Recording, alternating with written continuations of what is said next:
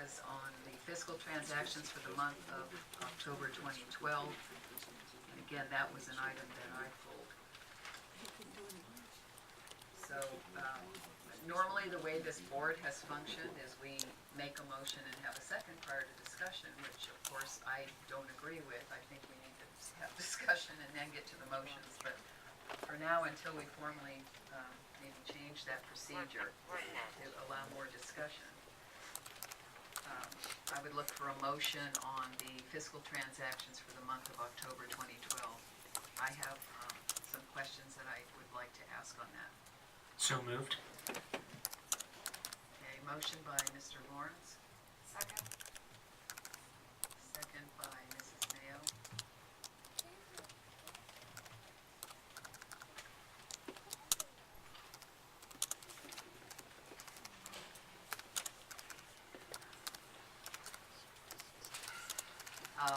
I don't know if anyone else has any discussion on this point, but this was one that I did want to look at.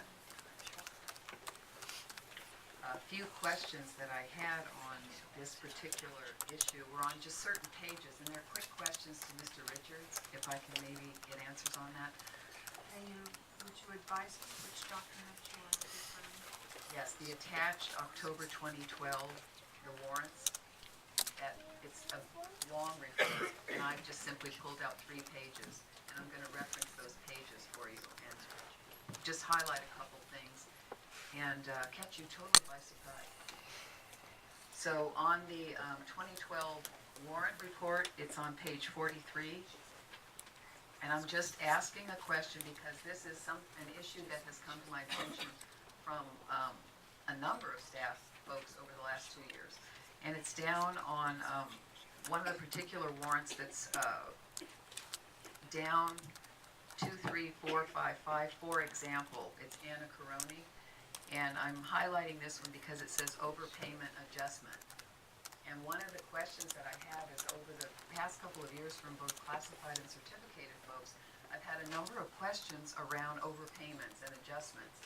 So people are wondering, is this how this system works, that when an employee is overpaid, why an employee might be overpaid. And I'm not asking you to know for a fact why Mrs. Caroni was overpaid, but the questions that arise are there seems to be an unusual number of overpayments and what that might be constituting. In the case of this one particular payment, this would be a reimbursement adjustment because account code 9529 is the retiree medical reimbursement account. And so I don't know the specifics of this situation, but if we receive an adjustment from CalPERS, someone switched a plan, someone got put a dependent on that we didn't have information on, and they're still within the window where they get reimbursed the portion that gets withheld out of their check, when PERS made an adjustment to what they withheld out of PERS or STRS, if we get that information, we have to make a correction. Okay, so would this be an individual paying back the district?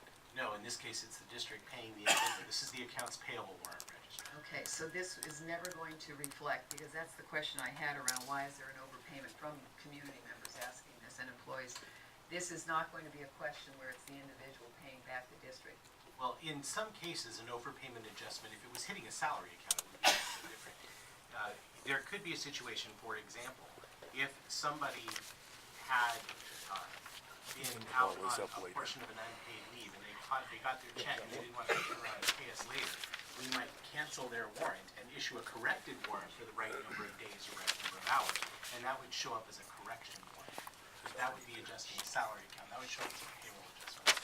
This is an accounts payable. Okay, thank you for the clarification. And I have had questions, and we've had them here in this boardroom from particularly a couple of classified staff around issuance of overpayment of payroll checks. And I've had examples of employees who've talked to me about receiving overpayments and then trying to return that money back to the district and encountering an abnormal number of hassles around trying to return overpayments. And I've heard it repeatedly. I think it's going to be a situation that we're probably going to have to monitor or look into how that might be occurring. But I've been hearing it for 2 years now in fiscal, with overpayment of employees and in some cases underpayment and checks that are issued, that are inaccurate. So that's why I bring that to your attention, because I did get a number of questions from the community. Is it possible, Mr. Richards, for anyone to call your office when they have a question about a particular warrant that's posted on the agenda for the board review? They certainly could contact either myself or my assistant Janet. She would give them messages as far as what questions may be. And if any board members have any questions ahead of time, we can just have some. And sometimes what's good is simply to define it here, to air it here and get it on the record, what the situation might be. So that was one question I had, was there were concerns in terms of overpayment. The next one is on page 48, and it was down EP 23650. And the question that came to my attention is that it's under payroll revolving cash.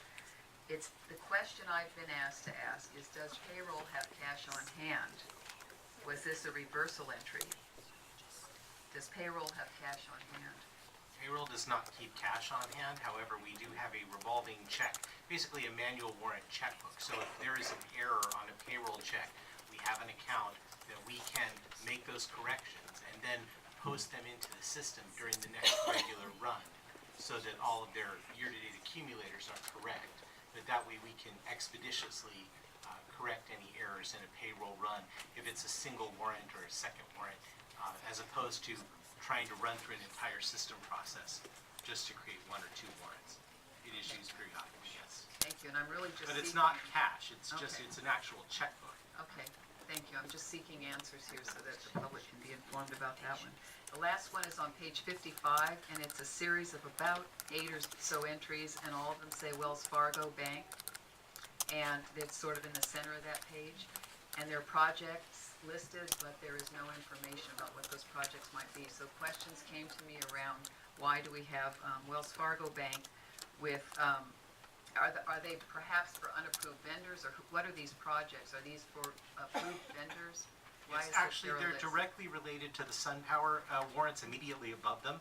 Contract retention in California can be done one of two ways. Either we just withhold the money and keep it at the district, or the construction contractor can require us to put them into deposit into an escrow account. And so this is paying Wells Fargo into the escrow account the amount of contract retention related to those project numbers for that warrant date.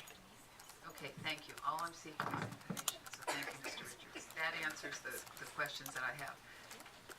So we do have a motion and a second to approve. Mr. Lawrence made the motion, Mrs. Mayo seconded, so we can take a vote at this time on approving the October 2012 vendor warrant.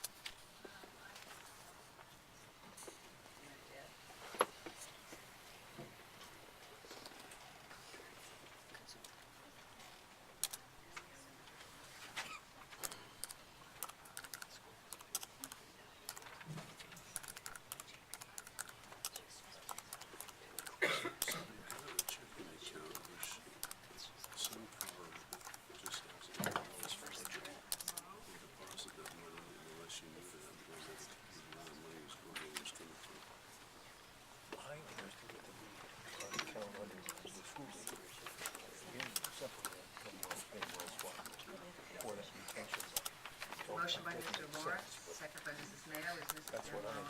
And we'll call for the vote.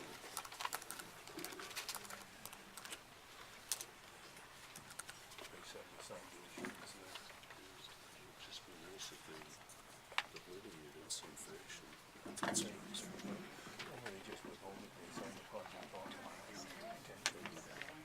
Lawrence is powered up. It's right there. Yeah, it's not an escrow account. Let's see. Motion passes 5-0-0. You think? Next item.